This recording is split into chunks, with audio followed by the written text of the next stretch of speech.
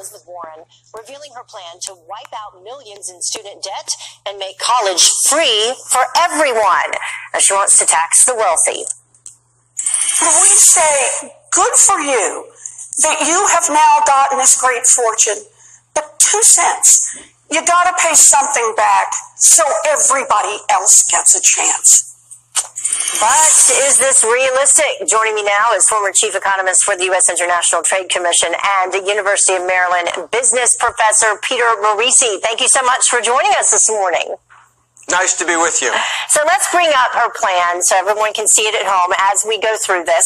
According to her education plan, it would cost $1.25 trillion over 10 years. It would eliminate up to $50,000 in student debt for those with household incomes under $100,000.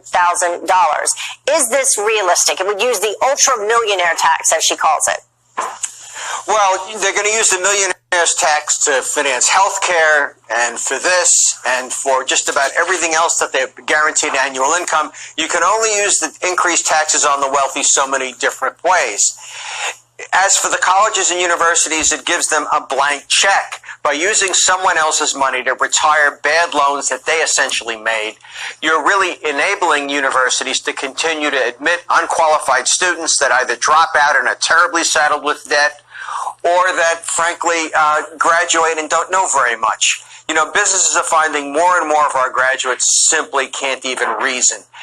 This just continues the process.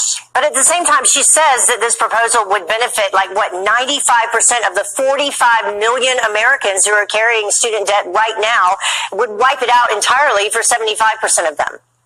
Well, absolutely. I mean, the idea this is a presidential campaign, you want something that's going to buy you a lot of votes, and this is buying votes wholesale from the millennials who are burdened with student debt. I'm in favor of debt forgiveness, but I'm in favor of not doing a wealth tax, but rather going after the assets of these universities that basically defrauded these students. Universities have admitted students that are not qualified. They have not imparted much information or knowledge. It's not just that they don't do vocational training or skills-based business training, but in reality, a lot of our students can't even do the basics like critical reasoning, solve a problem, lead a group, and so forth. The things you normally, associate with a college education. You would think if you graduate from college, you'd at least have those basic skills. You mentioned her wealth tax. Let's bring up those details. It would be the 2% on wealth exceeding $50 million, 3% on wealth exceeding $1 billion, and it would raise an estimated $2.7 trillion over 10 years. But as you mentioned, they're planning on using this for a multitude of issues. That's right, but a wealth tax itself is unconstitutional, and I can't wait to see Justice Roberts, just as he turned a fine with the ACA into a tax, I can't wait to see Justice Roberts, because this is going to be an enormously popular thing if she does it, if she gets elected and does it, but it's frankly unconstitutional. I can't wait to see Justice Roberts convert what is a direct tax and not legal under the Constitution into some sort of fine. Yeah. It's going to be remarkable to see the gymnastics it goes through. But the reality is the Constitution prohibits a direct tax on wealth or income if it's not evenly proportioned among the states on a per capita basis.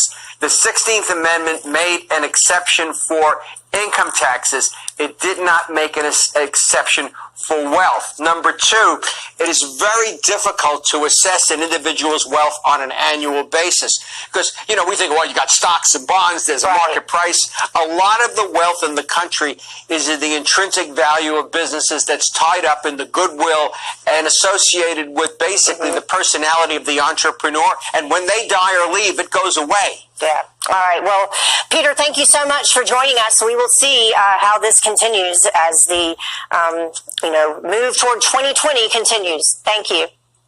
Take care. Have a good day.